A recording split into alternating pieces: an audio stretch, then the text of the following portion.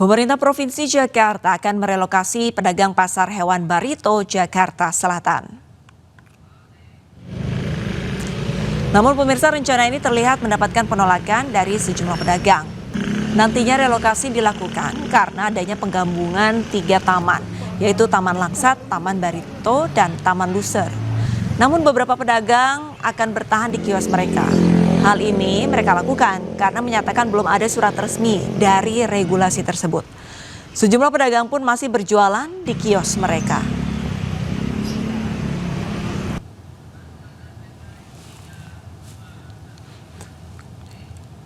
Untuk mengetahui situasi terkini, kami sudah terhubung dengan jurnalis iNews Amrina Rida di Pasar Burung Barito, Jakarta Selatan. Selamat sore, Amrina. Selamat sore, Amrina. Apakah masih banyak pedagang yang bertahan di kios mereka? Pemirsa, benar sekali bahwa memang dari pihak Lista dan juga pemirsa, kalau berdasarkan pantauan kami terkait dengan adanya wacana relokasi di Pasar Hewan Barito, Jakarta Selatan, hingga kini nampaknya memang sebagian besar dari pedagang masih melakukan transaksi jual beli seperti biasa. Ini kita akan lihat terlebih dahulu, inilah situasinya. Kita bisa melihat Alisa di belakang kami bahwa untuk kios-kios di Pasar Hewan Barito ini masih penuh dengan barang dagangan.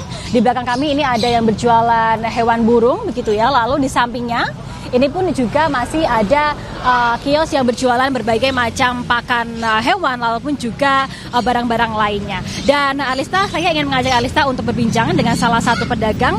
Ini ada di sebelah kami, ada salah satu pedagang. Kita coba untuk meminta pendapat beliau terlebih dahulu. Halo, selamat sore Pak. Pak, bisa izin minta waktunya sebentar ya Pak ya? Pak, boleh tahu dengan Bapak siapa? Denny. Ya. Bapak Denny, izin terkait dengan relokasi yang wacananya dilakukan di Pasar Pedagang Barito. Ya. Bapak sendiri sebagai pedagang, bagaimana tanggapan terkait dengan adanya relokasi itu Pak? Sangat keberatan dan menolak sih Mbak, karena tergesa-gesa banget gitu loh. Ya, jadi dari pedagang emang dari awal itu minta penangguhan waktu. Penangguhan waktu ya. Nah Bapak, kalau boleh tahu salah satu alasan mengapa Pak Denny ini menolak, ini apa Pak kalau boleh tahu? Kan ini Mbak, apa namanya?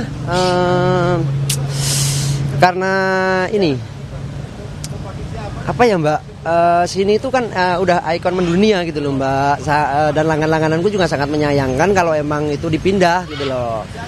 Terus lagian juga tempat relokasinya itu kan belum belum ada gitu loh Mbak. Kalau udah ada terus memadai mah pedagang juga ngikut-ngikut aja. Pak Denny, terkait dengan tempat pengganti, ini kan informasinya akan dilokasikan ada di Lenteng Agung. Ini sudah sempat survei atau sudah mendengar bagaimana sih lokasi situasi di sana Pak? Udah survei sih Mbak, itu udah survei ke sana semua. Ini banyak yang udah survei ke sana, ya di sana masih lahan kosong. Iya, masih lahan kosong. Makanya kan kenapa kayak pedagang itu mempertahankan. Kayak saya ini masih berdagang ya karena bingung juga sih Mbak. Kita itu mau taruh barang di mana gitu loh. Iya. Lalu kalau dari Bapak sendiri, ini ada relokasi karena ada pembangunan Taman ASEAN katanya ya Pak. Harapannya apa Pak dengan Bapak terkait dengan adanya relokasi dan juga pembangunan Taman ASEAN? Bapak tuh inginnya seperti apa? Harapannya ya Mbak, ini kan taman, terus ini kan burung. Jadi ya kalau bisa malah justru digabungin aja gitu loh Mbak. Kan masih bersangkutan juga gitu loh. Jadi digabungin aja, malah dibagusin, ayo memperpindah taman dengan ya burung-burung juga gitu loh Mbak. Tadi juga sempat Mbak ada intimidasi juga dari kelurahan tadi ke sini. Orang-orang tua suruh tanda tangan, ditanya ini tanda tangan apa? Mereka nggak jawab, udah tanda tangan aja. Ternyata itu tanda tangan untuk pengosongan. Kan kayak gitu nggak etik banget gitu loh Mbak. Ya. Ini atas waktunya, semoga segera ada solusi. Ya Alista dan juga pemirsa, kita sudah dengar bahwa banyak dari pedagang yang keberatan dengan adanya relokasi ini karena tidak ada tempat pengganti yang jelas dan juga belum ada surat hingga kini. Tentunya diharapkan ada solusi dari pihak pemerintah provinsi agar para pedagang ataupun juga nanti pembangunan Taman ASEAN ini mendapatkan solusi yang berkelanjutan. Sementara demikian, kembali ke Anda Alista. Baik, terima kasih banyak laporannya Amrina Rida langsung dari Pasar Taman Burung Barito, dan selamat kembali beraktivitas. Pemirsa, Tom Lembong melaporkan Majelis Hakim perkaranya ke Mahkamah Agung. Laporan dilayangkan karena Majelis Hakim kasus Tom dinilai memiliki dampak buruk.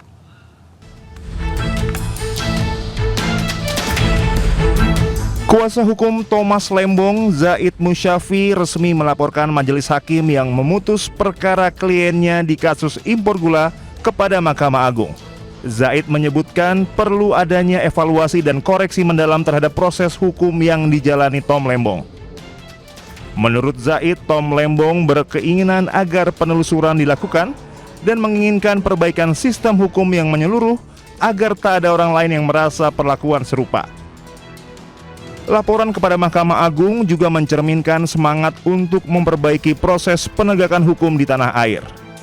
Seperti yang sudah disampaikan oleh Pak Tom Lembong dan Pak Ari Yusuf Amir setelah keluar dari rutan Cipinang, bahwasanya ia tidak ingin bahwa bebasnya dia itu adalah akhir dari perjuangan perbaikan sistem hukum di Indonesia.